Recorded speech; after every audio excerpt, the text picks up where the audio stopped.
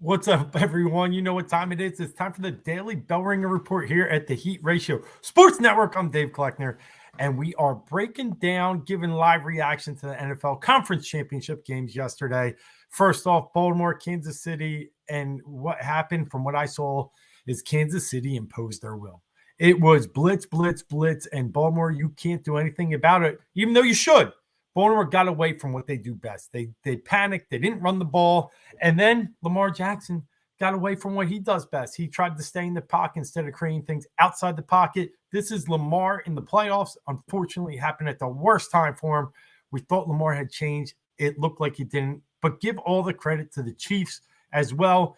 I mean, just a masterful game plan to hold Baltimore to 10 points. Andy Reid, Steve Spagnuolo. And then, look, the Chiefs didn't have to score in the second half, but they were still efficient on offense, holding the ball for 5 minutes at a time before having to give it back up. In all, it's so hard to beat that team, and you got to play absolutely your best. No mistakes. The Ravens lost the turnover battle 3-0. Chiefs are just iron tough, and you just got to give them credit. Thought it was Baltimore's year, but unfortunately, looks like it's not, and they're going to have to move on. Yeah, you're right. Looks like Prescott in the playoffs. Only 2 career playoff wins now, and obviously one of them was the week before against Houston. It's disappointing because really Baltimore's a team you want to kind of cheer for in a way. Obviously, John Harbaugh seems like a good guy, but in the end, Todd Monken, I mean, really 6 carries to your running backs. It blows my mind how they got away from things and just panicked. I agree with that. And I'm not wearing red because I'm cheering for either teams. It's just a good night for some different colors outside of green right now, but I wish so too. Talking about the other game. Yeah, the Detroit Lions, Dan Campbell.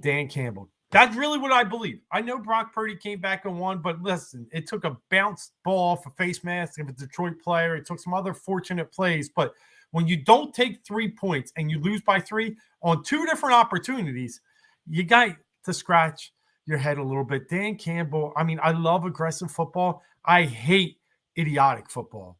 And that's really what it seemed like to me. It seemed like, hey, I'm going to do it my way. You can do nothing about this. You're playing the NFC Championship. You're not playing the Chicago Bears. You're not playing the Washington Commanders. You're playing an elite team in the San Francisco 49ers. You can't go kamikaze. And he did. And he let his team down.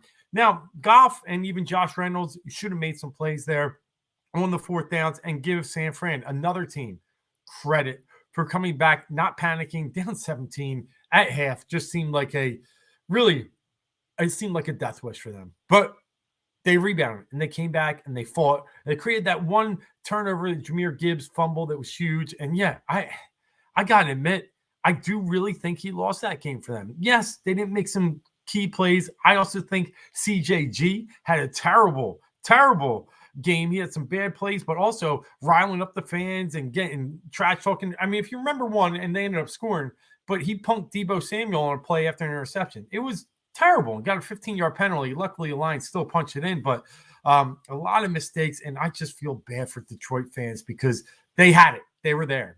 All right, that's the NFL news for today. But real quick, we're going to talk Kellen Moore. Check out my Twitter. I put a few things up there on Saturday when it was announced that he was going to be the Eagles offensive coordinator. Very interested and very happy, actually, to see that he's joined the nest. But we'll talk about that in a little bit more tomorrow. But it's a Super Bowl. Us in Philadelphia really aren't that interested in seeing. I agree with Adam Cease on that one. But until later, Tony will be on talking more about Andy Reid and his legacy. Maybe the greatest coach ever? I don't know. Tune in to listen and see what he thinks. Until tomorrow, I'm Dave Gloeckner, Bell Ring Report, and I'm out.